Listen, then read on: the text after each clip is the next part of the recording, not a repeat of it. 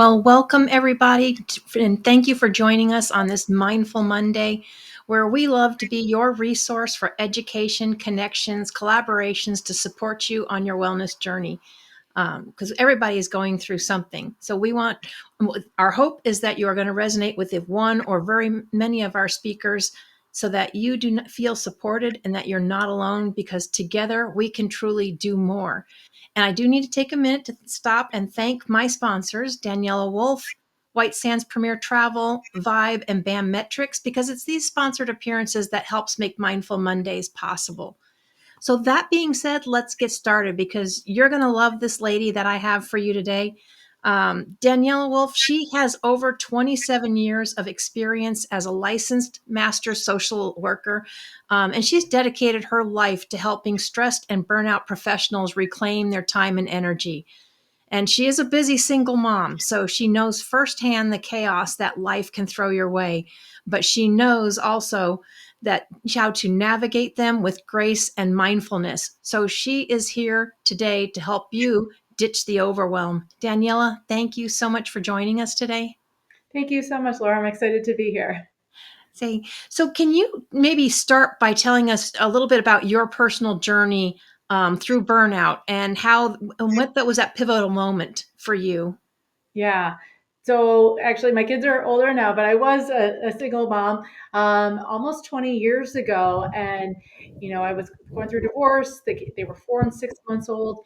And we had this surprise October storm. We were without power for 5 days. I was trying to bail out my sump pump with a bucket. And, at the time, I wasn't great at asking for help. I felt like I needed to do it all, be it all to prove that I could, to show that I was capable, to not be a burden to anybody else. And I was irritable. I was snapping. I was just not who I knew I wanted to be and not who I wanted my kids to remember growing up. And I had just kind of a little meltdown moment, but I decided, that's when things were going to start to change was after that. So I did start asking for help. We had free childcare at the grocery store at the time, which was fantastic. I joined a gym that had childcare.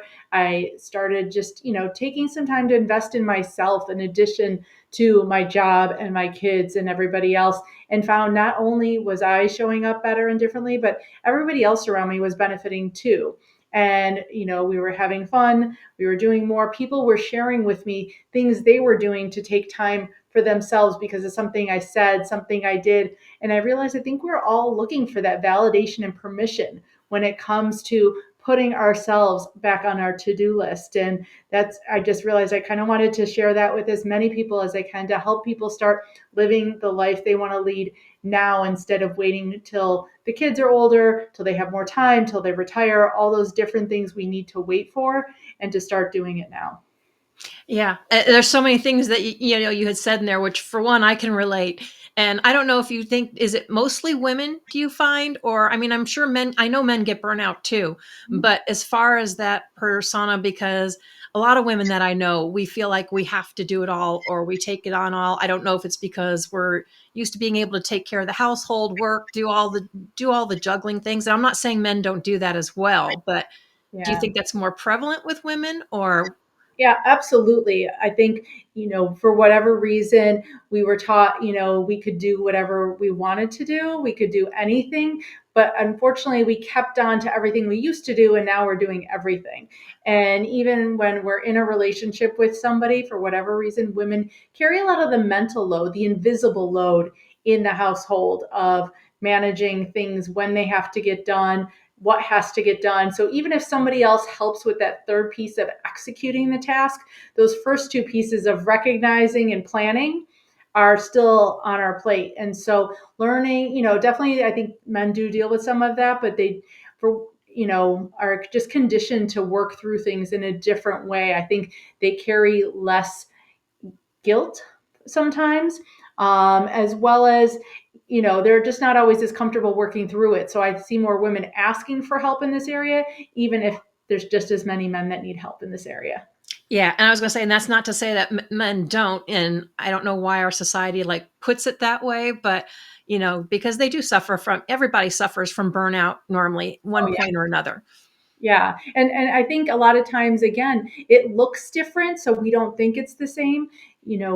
There's different expectations that we might internalize. And so being able to still work through it in that same way when I help people, we work on your mindset, your time planning, and then what you're doing for you. We all have different things to work through in our mindset, regardless of gender or anything like that. Yeah, and that's a good point, and that's what I would say, everything looks different, feels different for each individual, Mhm. and maybe a lot of people are walking around and they don't even know what exactly is burnout, or maybe they feel like they're not burnout, they're just getting things done. So, what things have you noticed, or what are some of the unusual things that you've noticed that, are actually burnout that you've maybe noticed with yourself, with your clients? Yeah, society has normalized this hustle culture. We've normalized being burnt out in some ways, being constantly busy. I don't know how many times I've asked or even been asked, oh, how are things going? And they're like, oh, good, just busy, and that's our new answer to things. And so we've normalized this culture of being busy, being stressed, being overwhelmed, and thinking, well, if everybody else is in the same boat, then I must be okay. Then it must be all right. And that's not necessarily the case. Just because we're all doing things that way doesn't mean it's okay. And so I think also, too, we sometimes think burnout comes from something we don't enjoy, but it's actually our passions that can set us up more for burnout than the things we don't like. You think of a job you don't like, 5 o'clock comes, you're like, bye, I'm out of there. Versus something you love doing, you're like, hold on, I just want to do this for 10 more minutes. Give me 20 more minutes, because you get so wrapped up in it. And so when you toss your boundaries out the window that way, whether it's a job, your kids, a relationship, and you go all in without kind of coming up for air and doing anything else, can be very isolated because you're so focused on that one thing. You ride the highs and lows so much more intensely because that's your passion. That's where you're invested and all in.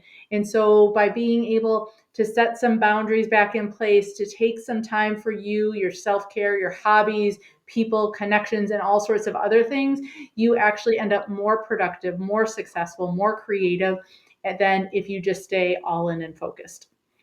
Yeah, that's one thing I have found too. Of course, but you bring up a good point. I've never really related it to things that I'm passionate about. I guess because I'm passionate about it, I relate it to things that I really don't like. Because to me, that stands out more, right? Being burnt out if you really don't like it.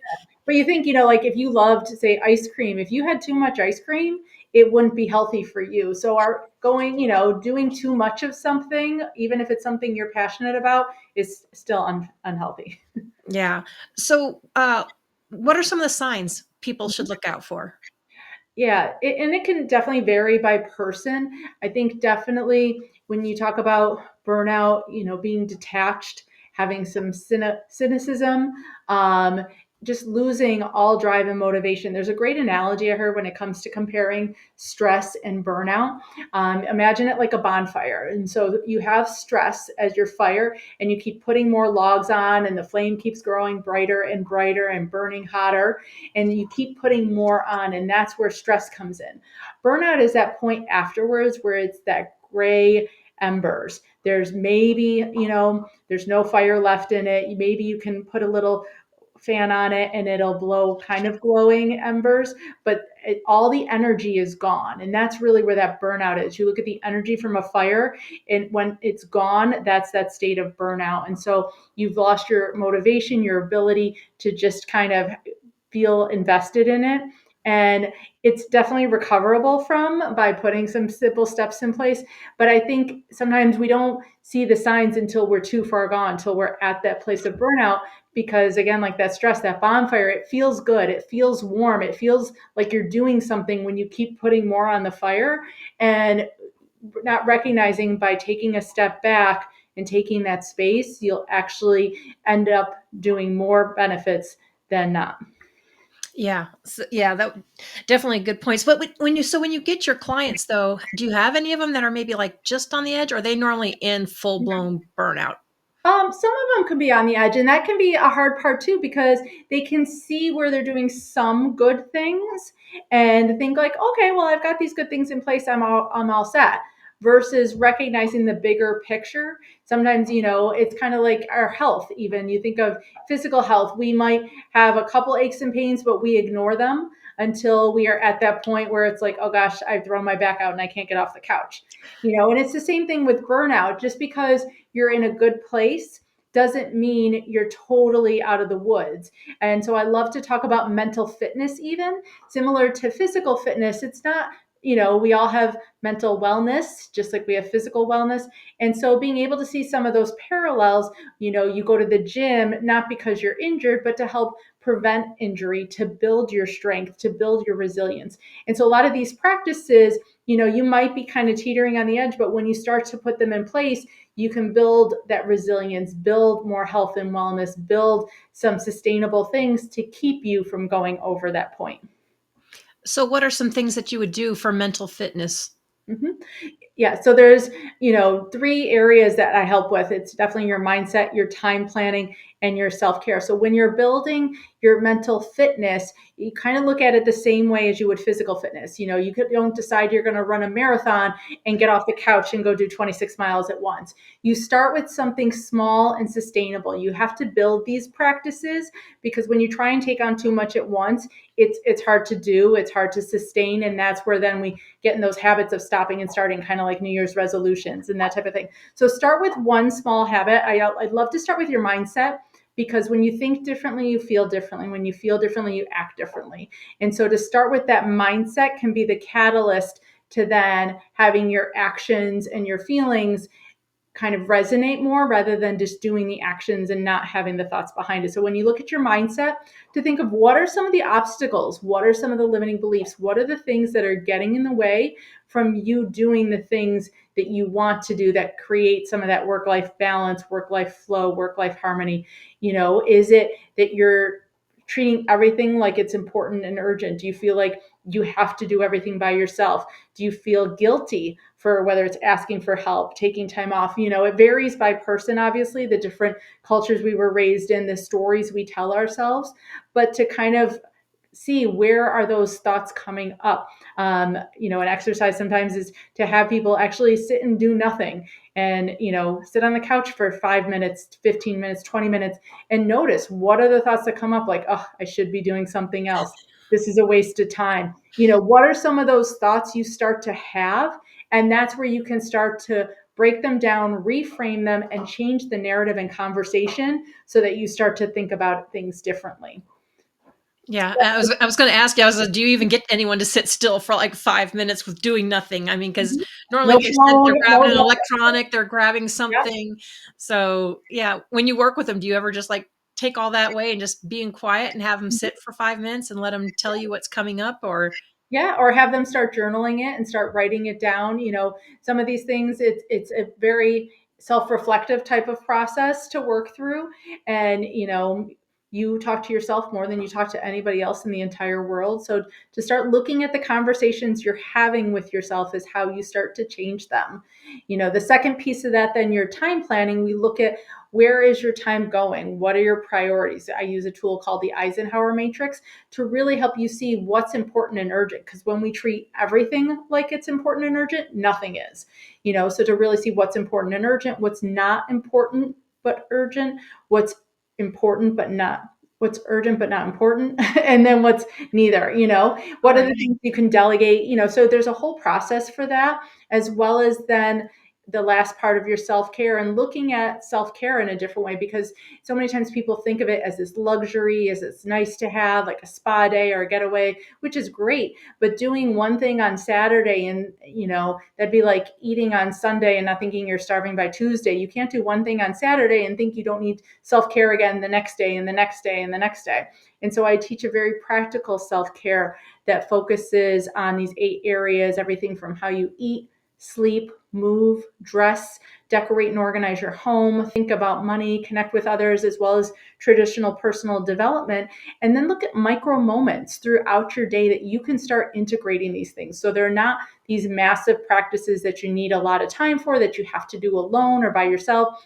You can do things with other people that create some of those moments of self-care, because self-care isn't just being about calm, it's about your energy and how you have that confidence in how you show up to situations. So when you start to change that energy around yourself, when you're excited about something you're wearing, or you just had a fun song play and you did a little dance, that's part of that self-care that you bring to everybody else around you. And so recognizing how those three pieces work together to then create kind of that work life balance and harmony, because you're not lost between your work or your life. Those moments of you are infused throughout your entire day. Yeah. And that's a good point too. Self-care does not always necessarily mean you're by yourself. I guess it kind of depends on your personality. But if you have a group of people that are just really supercharged and energized, fun to be around, it's enough, right? To help you get your mind off of other things and bring you up to a different level or a different place. Yeah, and just even if you are on your own sitting in a coffee shop, say, you're by yourself, but the energy of being around other people is still connecting, even if it isn't in a very direct way. So you don't Yeah. have to be a super extrovert to do these kind of things. It's still how you're connecting with others in the world. Yeah, and a lot of that, like I said, depends on the different personalities. You got ambiverts, Mhm. extroverts, introverts, just depends on what your jam is, right? Yeah, yeah, but I think, we take that self part of self-care a little too literally sometimes, Mhm. and recognizing, self-care can be loud, it can be laughter. It's not all about being quiet and zen. It's, a form of energy that helps you feel good about yourself. Right, depending on what resonates with the Mhm. person. So, when you have people journaling and doing that or bringing your emotions, do you ever have to remind them to be honest with Mhm. themselves, or do you feel like they might be just telling you what they think you want to hear?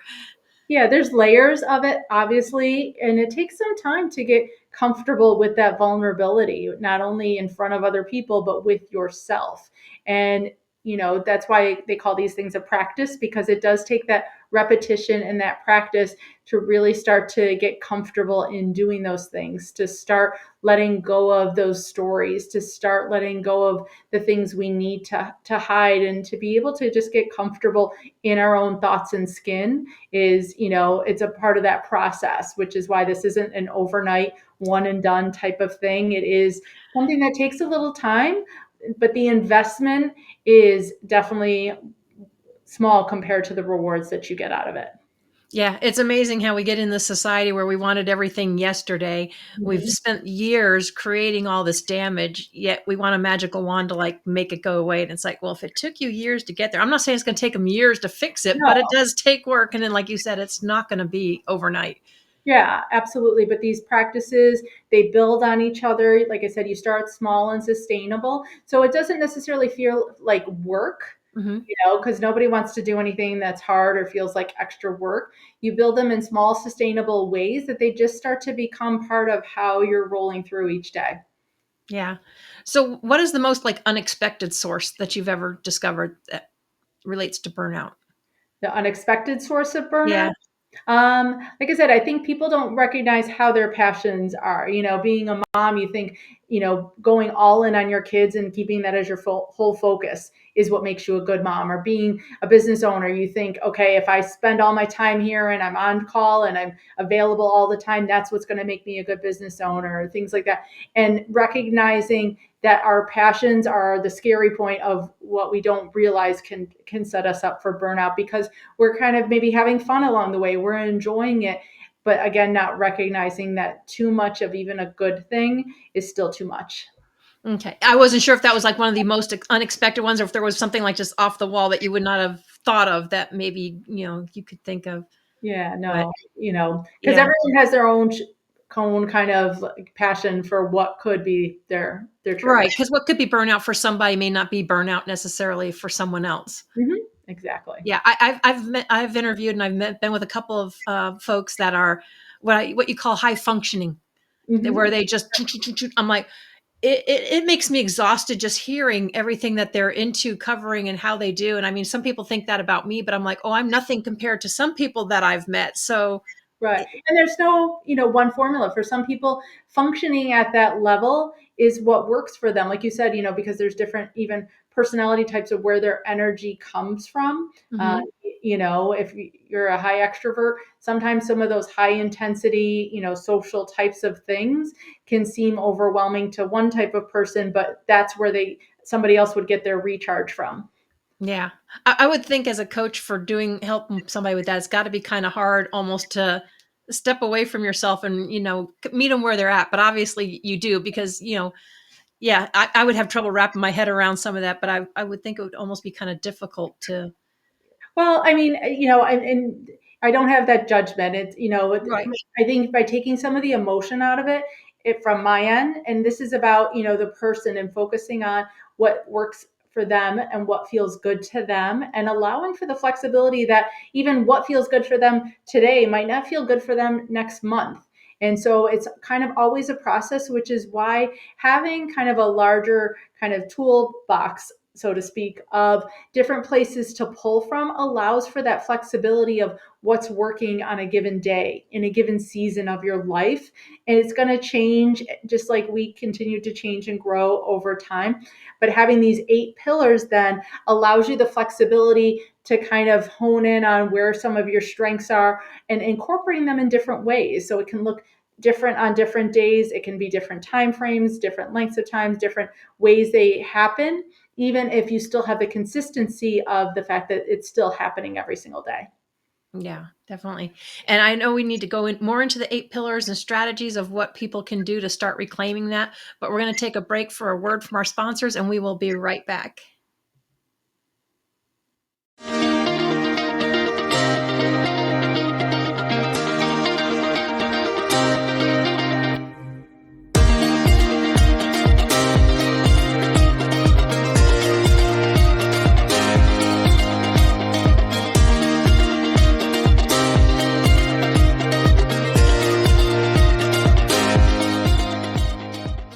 Hi, I'm Bobby Aldridge with BAM Metrics. There are so many programs out there that measure your swing speed, sets, reps, your BMI, your body fat, but the one thing they're not measuring that's so essential is mobility.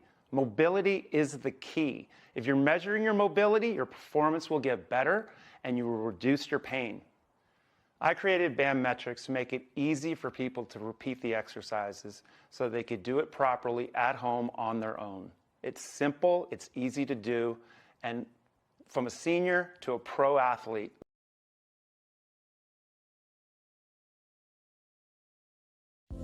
Relief for PTSD, anxiety, pain, insomnia, and many other ailments. Introducing Vibe, the world's only pocket PEMF device. You place in your pocket while cooking, cleaning, relaxing, watching TV, sitting at your computer, reading, or walking. Self-contained standalone device. No drugs. No other phone or Bluetooth connections required. No monthly subscription fees. No apps to download. No Bozone. The future of medicine is in the frequencies. Come join the revolution.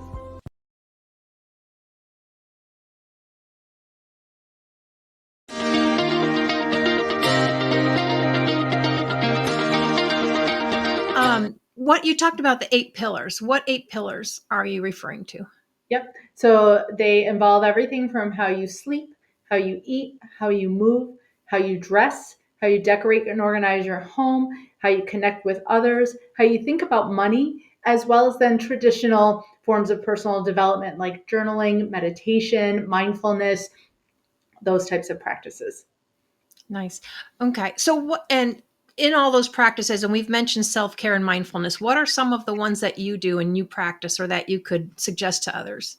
Yeah. So one of the ways I incorporate self-care is I bookend my day with me. So my mornings start with me and my evenings end with me. And it varies again based on what I have going on a given day, how much time I have, and what it looks like. But for me, I always incorporate some form of movement, but there's everything from 4-minute HIIT workouts to 5-minute meditation practices to 10-minute yogas. Sometimes I can do 30 minutes, 40 minutes, but on the days that I can't, I still make sure that it happens in whatever way it needs to look like. And then how I end my days, I always do my skincare routine. I put on some lotion on my hands, and then I always read from an actual book. And again, that can vary. Some days it's 3 sentences, maybe it's 3 paragraphs. Some days I can do 3 chapters, but it allows the fact that it happens and the consistency of these actions versus looking at the quantity of how long the time is where you're really going to start to get those benefits, because over time you'll find, even taking 5 minutes here, 10 minutes there throughout your day might not give that overarching huge sense of like, now I'm totally calm. But over time, you're able to fall into these practices so that you can respond rather than react when something unexpected happens or life comes up in a way you didn't plan for. Yeah. And I like that because I've always told people, you start out small, don't, because everybody thinks, oh, I got to have an hour. Well, no, you don't necessarily if you don't have in your time, because when it's really overwhelming, right, people don't start at all. Right. But I never even thought about that. Anything you do, like you said, even if it's micro and little, it's better than just not doing it at all. Yeah, when I start people out, sometimes that we start with the simplest thing, where I have them set a reminder on their phone to go off, and you do that for 5 times throughout the day. And then when the reminder goes off, you set a timer for 1 minute, just 1 minute. And I don't want you to do anything on social media. Don't go throwing a load of laundry or anything. Just sit there for 1 minute. Focus on your breathing, maybe look out the window and notice some of the things around you, do some shoulder shrugs, have a glass of water, but definitely just take 1 minute, and you'll find studies, actually science has shown, in that 1 minute cortisol levels start to go down, heart rate decreases, so your stress levels start to go down, as well as you get the dopamine hit of setting a goal and achieving it. And now you have a 5 minute self-care practice, and that's where you can start super small and then build. Maybe you're sitting there for 1 minute and you're like, you know what, I've got 2 minutes today, I can do this for 3 minutes. And now, you've built a 15-minute practice. So there's so many ways to just start super small. Maybe then for one of those 3 minutes, you say, I'm going to do a 5-minute walk outside, or I'm going to get together with a coworker and we're going to take a 2-minute walk. There's so many simple ways to start integrating that in. Maybe you're going to listen to your favorite song, a podcast, call a friend or text them real fast and connect with others. There's just a lot of ways to start including these micro moments throughout your day. Just like we recharge our phones consistently throughout our day, you recharge yourself throughout your day, and you won't end feeling like you're at zero. Right. Yeah. I've always told people, it's like, celebrate your little wins, because we're always really good at, beating ourselves up. But like you mentioned, when you keep in that going and you're not doing the self-care, cortisol is a huge issue Yeah. for the stress. Do you want to address kind of what that does on people? I'm not an expert in cortisol. I know I have my own personal struggles with it even still. Sure. And just the inflammation it causes, it causes that inflammation in your body. And so it disrupts physically how you're regulating things, how you're maybe digesting things, how you're storing, your stress in a lot of ways. And so by decreasing your cortisol levels, by releasing that stress and decreasing your heart rate, it puts less kind of stress on your overall body, as well as physically and mentally, because I think people underestimate that mind body connection, which is why I love to tie together, like I said, physical fitness and mental fitness. Because when you're not in a good place physically, we know to go to a doctor, we take action, but we don't recognize that when we're not in a good place mentally, that could be causing some of our physical symptoms. Yeah. So can you tell us how it's been being a single mom and a busy entrepreneur and doing all this? How has that been for you? It's been a process, and like I said, I started my journey 20 years ago. Yeah, over 20 years ago. And my kids are adults now. They're in their 20s.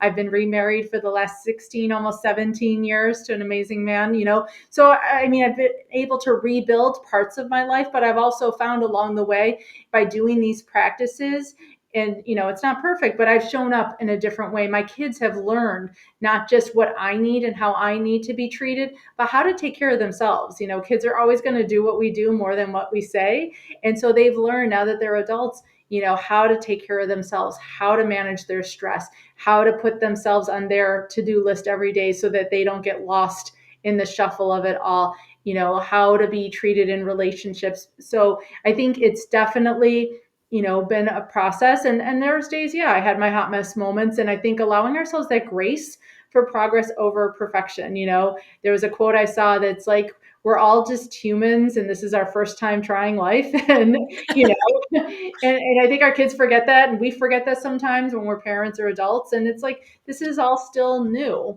And, so continuing to work on it. But I think just that grace of, there's days that look better than others. and always keep going in that right direction. Keep making progress, keep growing, keep learning about yourself because you keep changing and what's going to work for you and how to incorporate that. Yeah. So you had a routine figured when you were a single mom and working on all this. You had a routine for your self-care, your mindfulness. And then of course they got older and you got remarried. So when your life changed, did your routines change? Yes and no. There's parts of it that absolutely didn't change, and it was kind of good. Like this is part of who I am. So I brought those pieces into my relationship. Because I think a lot of times we think our boundaries need to always be negative, but for those boundaries, that's how I show up as my best self by keeping those boundaries around some of my time, how I bookend my day, and those types of things. So I just kind of communicated those boundaries, not in a way like nobody talk to me, I'm busy doing my self care, but like, hey, this is how I wind down at night. I need this time. So thanks. Love you guys. Talk to you later. Yeah. Don't have the big keep out sign. You turn over on your to keep out. Yeah. Yeah, yeah, and honestly, like I said, some of it's learned now. That's kind of how we all decompress at night. We plug in our phones, we go to our rooms, we do our things at night. And I think just kind of helping each other. There's things I've learned, from my husband and his kids as well. We've learned from each other, and it all kind of works together. I think when nobody feels that resentment of like they're compromising themselves in a way, because that's never healthy to bring that into a relationship. So Right. I think, when you have those boundaries in place, they're good for you and everyone, because if you don't have those boundaries and you regret it, you resent it, that's going to find its way in, as opposed to holding a boundary and finding a way to make it work for everyone. Yeah. So we've talked about boundaries quite a bit. What kind of boundaries do you set? What kind of boundaries do you go by? I definitely, like I said, I set boundaries around my morning and my nighttime routine, Mhm. that they're going to happen, even if they're not for a long time.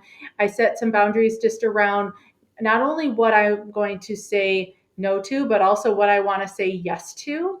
And sometimes boundaries aren't always about doing what feels comfortable. It's about, pushing the boundary, stretching outside of the comfort zone. So those are some of the ones, whether it's going to networking events by myself, not knowing anybody in the room, doing different activities that maybe my friends aren't interested in, but I really want to do. And, saying yes to me is one of those boundaries that I've over time and practice have gotten more and more comfortable with, but it definitely is, it's a journey. Yeah. So to keep the burnout from coming back up, you have boundaries like when it comes to work where after a certain time you're done, you don't like because there's a lot of entrepreneurs that just feel like, "Oh my God, I got to answer this now. I got to answer this now. I got to do this now." And I mean, they're like working into the night and doing different things. It affects their sleep.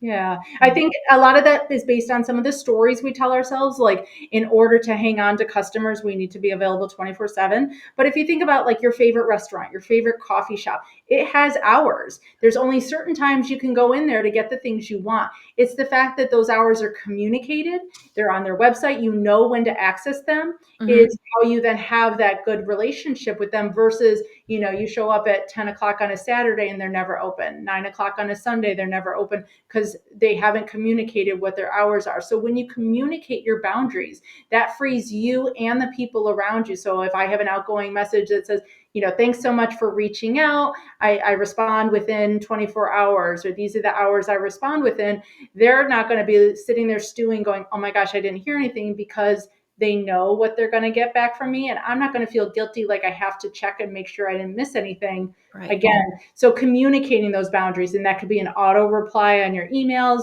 that could be your outgoing voicemail. There's ways to communicate your boundaries so that it feels good for you and everybody around you as well. Sometimes shutting off notifications on your phone so you're not tempted to even take a peek. If you work from home, shutting down your laptop, putting it in a closet. There's ways, to kind of get that temptation out of the way, just so you start to put those boundaries in place. And once you do them consistently, people almost expect it. They'd almost be surprised to hear back from outside of your normal hours, because you've conditioned them to know, oh, she doesn't respond on weekends. Yeah, and I love that because it's Yeah, it's always amazing how when you're at home you think, "Oh my gosh, I gotta do this, I gotta do that." It's like, if you go to a store and you're there 5 minutes after close, they're not unlocking the door. They're not Right. unlocking the And you doors know for that's you. on you at that point. Right, right. So what would you say are some common misconceptions about the time management that can lead to feelings of overwhelm? Yeah. I think thinking again, besides the fact that everything's important and urgent, that everything, has to get done by you is another part. So thinking everything's important and urgent and has to happen today, that's not the case when you really start to look at those tasks and break them down.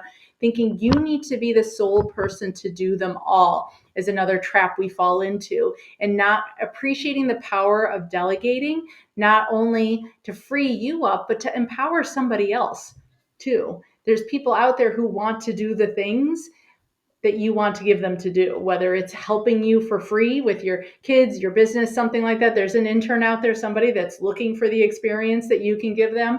There's somebody out there looking to watch your kids. There's also, services, there's laundry services, meal services. There's ways to delegate and take yourself out as the sole person responsible for taking care of everything. And that can be hard, whether you like things done a specific way, and kind of working through that mindset piece of it. Whether you think you're the only person who can do it, or just even again, those negative stories of, well, what will people think if I'm not the one doing it, if I'm hiring someone out, and all those assumptions, which 99.99999% of the time are never true. Nobody else thinks that except for you. And so being able to work through and let go of those pieces of your time, as well as then thinking we have to stack our calendars on top of each other. I love putting buffer space in between, like I said, the different activities in my calendar, because number one, if life happens, it gives me that space in between so that I'm not running late. I'm not feeling extra stressed or pressured between different tasks, but also it allows then, if nothing goes wrong, I've got 10, 15 minutes that I can now catch up with a friend, listen to a podcast, do any of the things that I want to do for me, and have the time and freedom in my day so that I can do that throughout my day. Yeah, and I think that's a challenge for a lot of people. I mean, on the entrepreneur side, for one, when you've worked so hard to build something, sometimes it's hard to let go to somebody else because you're afraid of that, if they make the wrong move, it could damage Yeah. everything that you do. But then again, yeah, there's always risks and everything, right?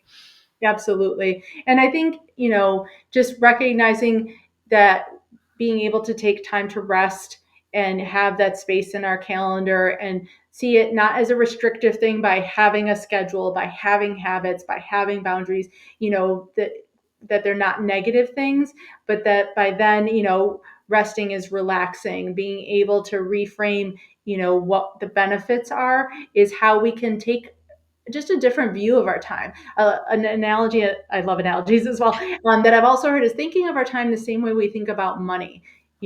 Because once you spend your time, you can't get it back. Whereas with money, we can always earn more money, and yet we're so intentional with the way we save it, invest it, use it, plan for how we're going to use it, and all those kind of things. And we don't take that same approach with our time when it's actually a more scarce commodity and more valuable than money. Why don't we take that same intention with how we plan to use it, how we are investing it, where it's going, and all that type of thing, and just being more aware and accountable for it. We keep budgets for our money. We should be budgeting our time too.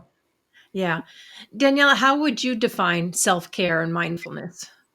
Um, well, they're two different things. Mindfulness, I definitely see as the practice of just being present in the moment. I heard a quote once that said, you can't take a past breath, you can't take a future breath, you can only take a present breath, which is why I love the practice of breathing and mindfulness and grounding in your senses. But self care, I think people just assume it's just being calm and relaxed. But I love self care as a way of recharging and creating our own energy and our confidence. So, doing things that light us up, bring us confidence, bring us energy. And when we feel that energy and that confidence, that's where some of that calm comes from. Because a lot of times, insecurities, fear can look like anger because we're afraid of how other people are going to react. We're afraid of how we'll respond. But when we're confident, we can then be able to show up in a different way and be able to respond rather than react in a way that just feels better, that we don't regret and feel like we have to undo. Yeah. What kind of tips do you think you could give people, like for mindfulness when they're busy, and how they can use it to calm that chaos Mhm. with the burnout? Yeah, mindfulness, it's again, those brief moments, you can really start to tap into that mindfulness. You think of, you make your coffee in the morning potentially. Think of how it smells when you pour the beans in. Think of how it sounds when it starts to percolate and drip. Think of, what it smells like when you're bringing the cup up to your mouth, how warm the mug feels in your hand, what it tastes like, those types of things. And so it's not even just thinking about it, but doing that intentionally. That takes like 30 seconds to 1 minute in the morning. That's a mindfulness practice right there. And so many times doing these mundane kind of habit based activities, but with a different intention and a different focus, all of a sudden changes the benefits around it. You think of, when you go to a spa, it has a certain scent, it has a certain sound, it has a certain kind of, it brings in all those senses in the same way. So you can start to create those same experiences for yourself. Like I love making homemade air pop popcorn and standing in front of it and not too close to get burned, but just smelling the popcorn, feeling the warm air, hearing the sound of the popcorn popping, like it just kind of is a practice for me that knows I'm going to be sitting and relaxing and watching something fun. And so then you can then bring these practices in. So as you do that, when you hold a warm mug, you smell your coffee, maybe throughout your day, if you're having a cup of coffee, it can bring you back to that same piece of when you're home and in your morning. So a lot of these practices, they're creating muscle memories, the mindfulness ones especially. They create those muscle memories so that then when you visualize, say, sitting on a beach or doing something relaxing or fun, over time you actually experience those same feelings so much quicker because you've practiced them a lot. Yeah, and you just reminded me of it. Mindfulness comes in even when you're eating, Mm-hmm. because there's sometimes we're so, well, most of the times, a lot of people were so busy. It's like, oh my God, I haven't eaten. And you just, and you eat real quick. And it's like, okay, did you even taste it? Or, you didn't take the time to chew it. You probably didn't take a time to appreciate the taste or the textures or anything about it. We just go. When actually, if you be mindful, right, you're chewing it more, which helps your digestion and everything else. So there's actually a lot to mindfulness in a lot of things. Oh yeah, but by definitely just focusing on your senses, whether it's an activity you're doing, breathing, looking out the window and nature, the benefits of nature as a form of mindfulness, all those types of things. There's just so many, even subconscious things that we don't even recognize, but we do still get the benefits from. Yeah. So, Daniela, do you work with solopreneurs, entrepreneurs, men, women? Who do you normally work with? I work with men and women. I do, whether you're a business owner or you work for somebody else, they do corporate trainings as well as part of creating that wellness culture in whatever job you're in and helping that leadership maintain that culture so that you're not feeling like, okay, this was a great one and done, but the whole, experience on a day-to-day basis, you're feeling like it's supported and encouraged to take care of yourself, because definitely whether you own the business or you work for somebody else, doing these practices to prevent that burnout increases productivity, increases success, increases revenue, decreases sick time, decreases turnover, those types of things. So there's so many benefits from even like a business standpoint, as well as then that interpersonal benefit of just knowing that you're taking care of each other. Absolutely. So you go to sometimes businesses or corporations and do like workshops with groups of their people, or with the leaders first, or all together. All of it, yeah. And Yeah. definitely, like I said, I've seen companies that are investing in this. They're, seeing growth not only within their employees, but in their businesses and their revenue. Yes, there's very few companies. There's actually one that I visited here in Springfield, in Missouri, where when you go in there, they actually have the cornhole game. They have this. They have stuff up. It's a big open space. He's not behind an office. He's got a desk out. And I Mhm. know from older research, there's a few companies that do that. But when they make it more of a playful, like relaxing area where somebody has something kind of fun that they can do, instead of just go to a break room, go have lunch, and come back, Mhm. yeah, it opens up for, like you said, a whole lot more creativity, a lot less burnout, Yeah, and and the make it more connection and enjoyable. relationships you're going to make with your coworkers to collaborate, to work together, to support each other, all of those kind of things. Yeah, I think there's a lot of businesses, corporations, solo businesses, even entrepreneurs that can definitely use that and incorporate that more because, yeah, there's a lot of people getting burnout. Your website, bestlife.com, is that the best way for people to get a hold of you? Absolutely. You'll find all the links to my social media on there. You'll find links to my podcast that I also have that you were a guest on that'll be coming out in the next couple of weeks. You'll be able to access my book, my blog posts, free resources, as well as any questions you have. You can always email me. Yeah, and that's great because obviously you've been doing this for a while. You can tell she she really knows what she's talking about. What is a good takeaway that you want everyone to know from this? Just to give yourself grace. I think a lot of times we go into this and we have the best of intentions and motivation, and then as soon as we hit an obstacle, we hit a roadblock, it didn't go the way we wanted it to, we give up or we're hard on ourselves, and that negative talk can come back again. And to give ourselves just that grace to be human, grace to do progress over perfection, and to keep trying and to start again the next day. Yeah, progress over perfection, definitely. Yeah. For those of that always been heady or perfectionist. But yeah, did we miss anything that is important that you would like to cover? I'm sure once the camera's off, that's when I think of it. I think we definitely covered a lot and gave your listeners just a lot to think about, a lot to work with. I, don't want to overwhelm too much. So definitely, please, as you process this, if you think of some questions, please reach out. Yeah.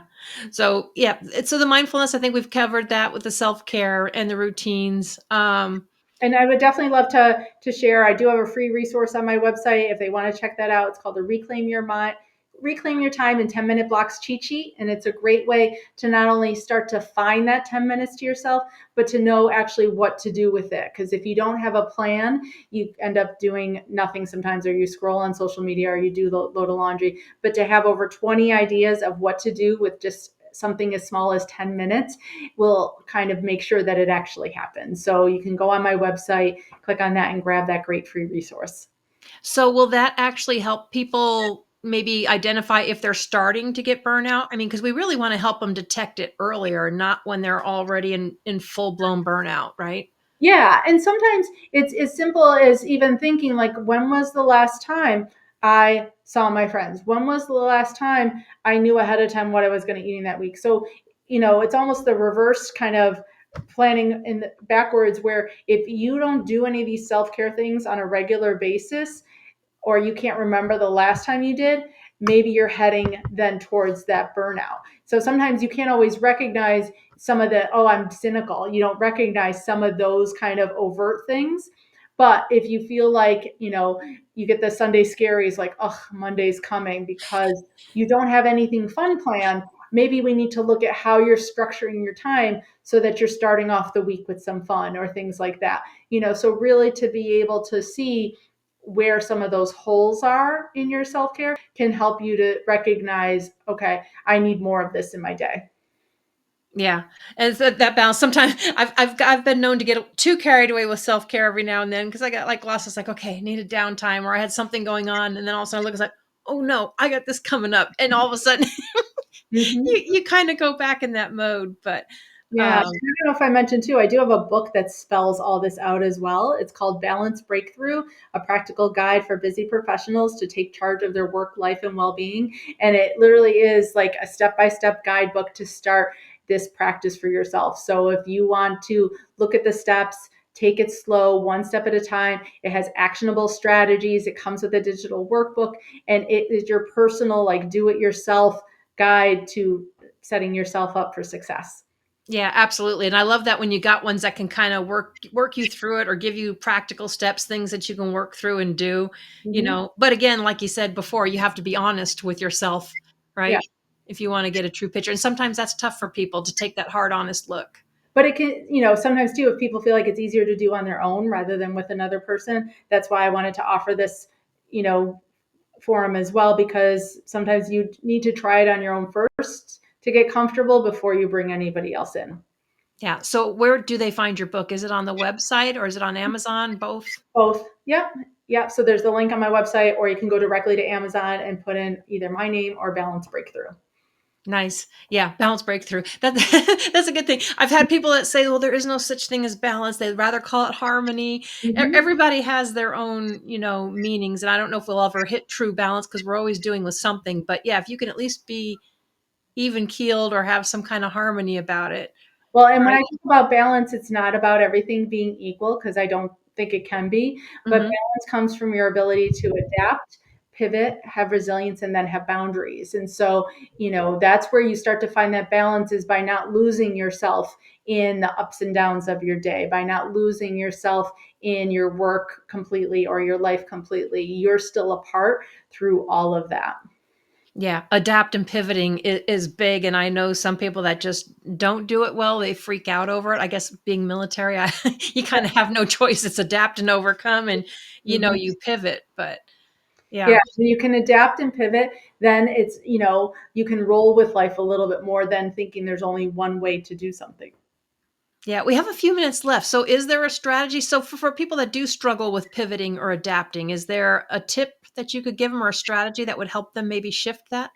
Um, Definitely it's a mindset based strategy that we would work on, and thinking of how when something goes wrong, say you're trying to get out the door and you spill your coffee on the way out, recognizing what are the thoughts you're thinking is how we can start to rewrite the narrative of, taking what do you think when something goes wrong?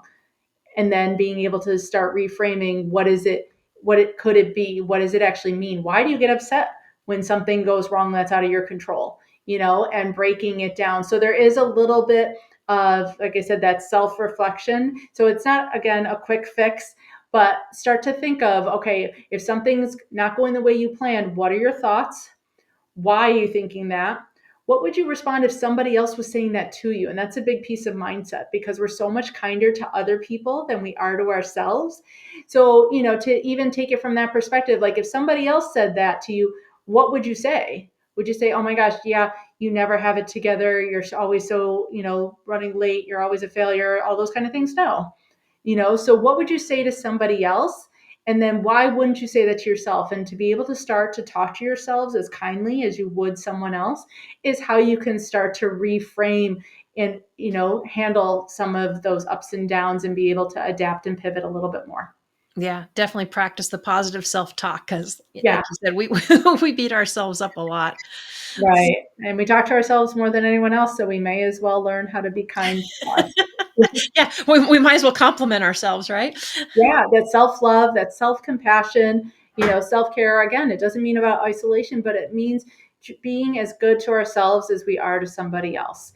And we are probably so much kinder to everybody else around us than we are to ourselves. So starting to internalize that and do those practices, whether however you need to remind yourself. Like I have sticky notes on my bathroom mirror, those positive affirmations and some statements to help just reinforce that. And there's a science too. You're creating new neural pathways in your brain. And when have thoughts, they're going to go down those default thoughts that you've done for years. It's kind of like going hiking. You go down the path that's been traveled for years that's easy to follow.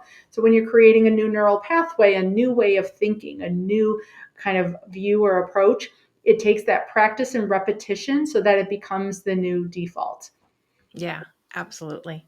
Mhm. Daniela, I want to thank you so much for joining us today and sharing your journey and all of those tips for people because I know there's a lot of people out there that are burnt out, overwhelmed. So I No, hope thank they got you. a lot because I was like, we're helping them ditch the overwhelm. So thank you for helping them do that.